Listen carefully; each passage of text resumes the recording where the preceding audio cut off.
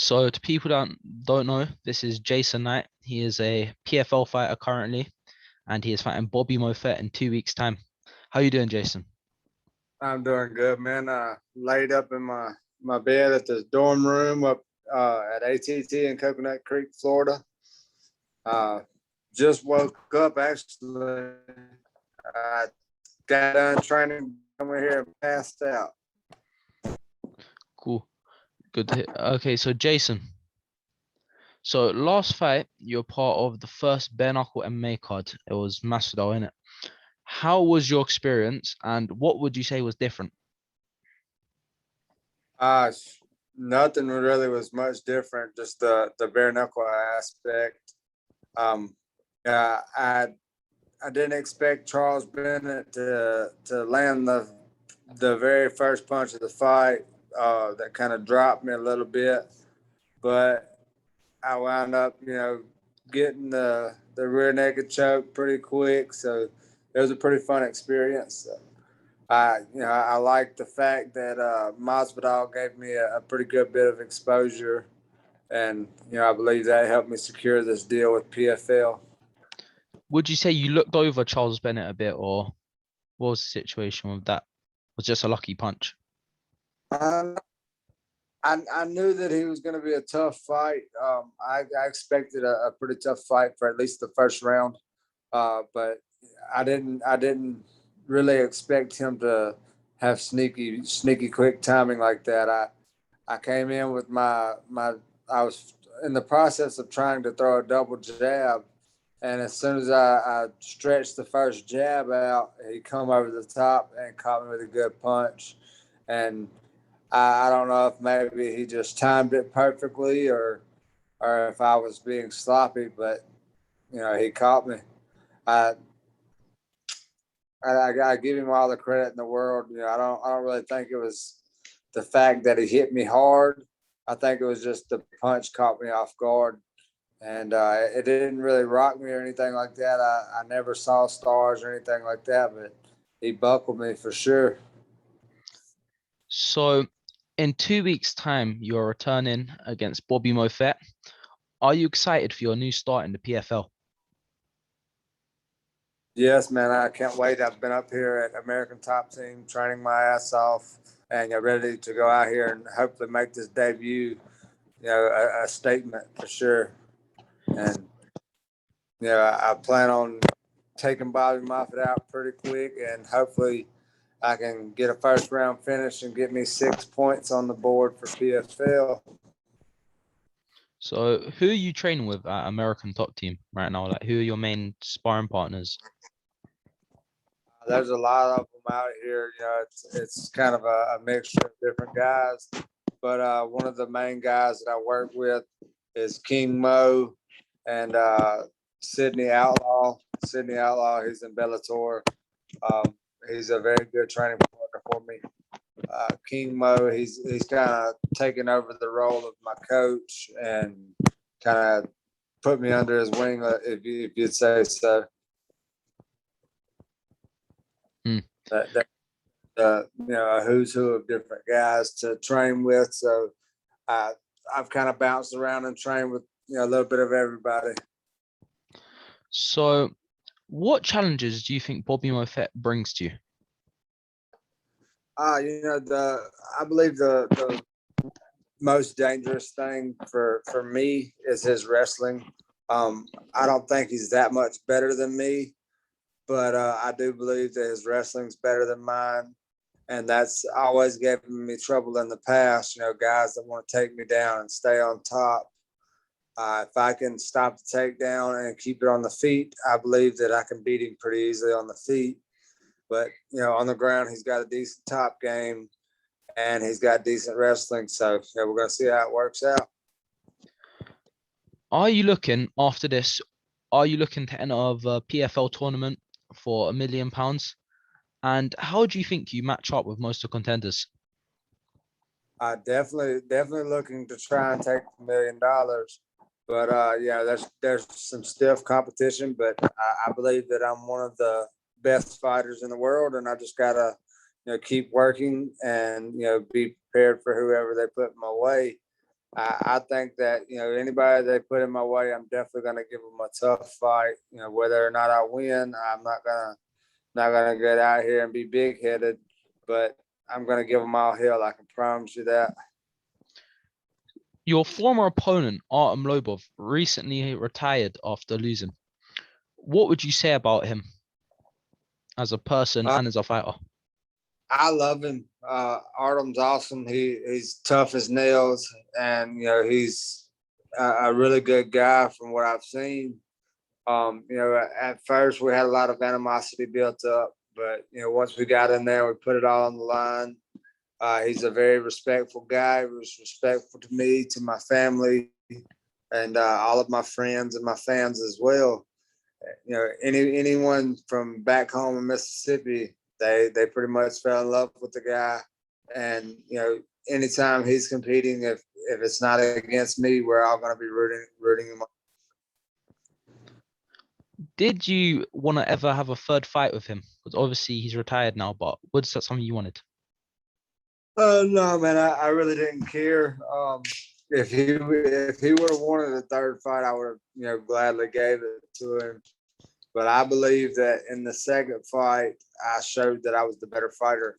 Um, I I trained for everything that I knew he was going to do, and I went out there and I executed my game plan perfectly. And I believe that if we had a third fight, it would just go a lot like the second one. Do you think you're ever going to revisit bare knuckle fighting in boxing or MMA form? It's possible. We really. Oh, 1 second. That's all right. Sorry about that. That's all right, mate. But yeah, it's possible. You really never know what the future holds. I'm not against it. I enjoyed both forms of bare knuckle boxing and bare knuckle MMA. The only thing I really don't like about it is after the fight, your hands hurt like hell, and that's why I decided to try and get back to MMA. And I feel like I had a lot left to prove in the MMA world, so I switched back over and started trying to prove that. So obviously we spoke about revisiting bare knuckle. Is one of your things you want to revisit the UFC maybe one day, get back to there? Yeah, man, that's a big possibility. As of right now, it's more of just trying to secure a future for my family, trying to, get things in place for whenever my kids get older, and not having to fight for the next 10 years or so. I would like to, make a good bit of money here in the next 5 years, and hopefully be able to retire and have everything done that I wanted to do. Mainly I want to buy a big piece of land and build a big nice house. I've got a house already, but it's not my dream house. I want to get my dream house built, and then after that, set up some kind of college fund, or like just some kind of head start for my kids whenever they come of age. Other than that, I really don't care what happens. So as when you were in the UFC, you went on a 4-fight winning streak over very good competition, Dan Hooker, Caceres. Then you went on a 4-fight losing streak. What would you say went wrong in that time? I was too young. Honestly, I believe that I was too young to really have my focus in all the right spots. I made a lot of money at a young age, and I decided I wanted to party more than I wanted to train. I wanted to hang out with my buddies, more than training like I was supposed to. I still trained a decent amount, but it was not enough to stay at the top of an elite sport. And I believe it cost me. I went from barely having any money in my pocket to having a bunch of money in my pocket, and I had too much fun, honestly. And really, the mind frame changed from trying to be the best in the world to just trying to make the money. What would you say your favorite fighting rule set you fought under is? Probably bare knuckle, BKFC, because the main thing about it is it's just a lot of fun. It's more like a street fight. I got into it for the adrenaline rush and having fun, and there's no bigger adrenaline rush than a bare knuckle fight. You go out there and you don't have to worry about some guy taking you down and laying on top of you and just winning the judges over. You go out there and you got to punch him more than he punches you, and that's about it. And it's a lot of fun for sure. Jason, where do you see yourself in 5 years? Hopefully in 5 years, I'm sitting on the front porch of my log cabin, chilling, sitting in my rocking chair, watching my kids play out in the yard. That's what I'm hoping for. Anything you haven't done in MMA that you maybe want to try? Because obviously you've done a lot.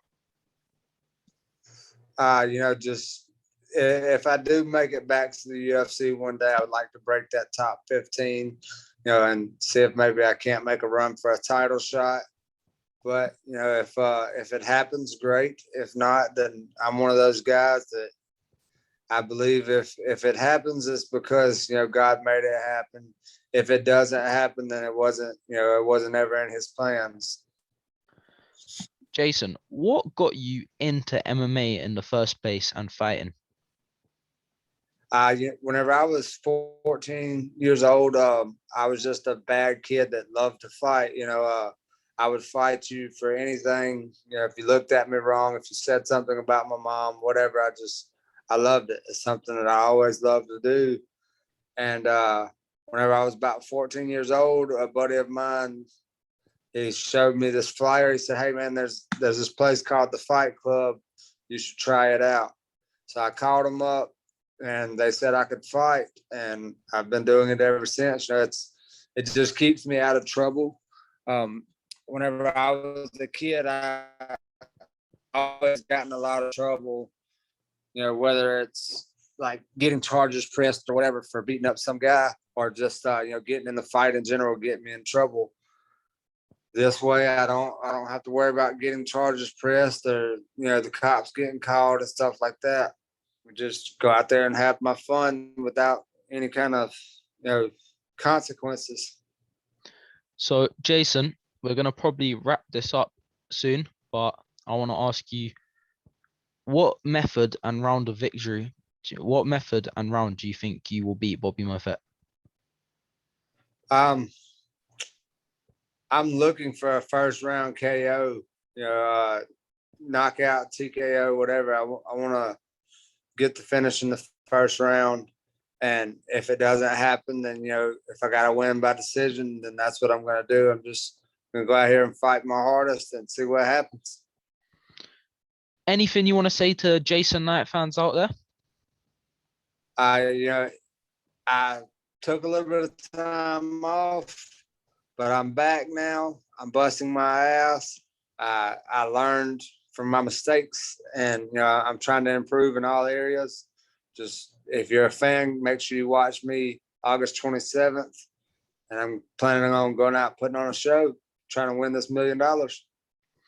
Well, Jason, it's been great having you on. Hopefully, in a few months' time, after you get a win or two, we'll get you back on here. And yes, sir. Thank you for coming on. All right, brother. I appreciate it. You have a good one. You too, mate.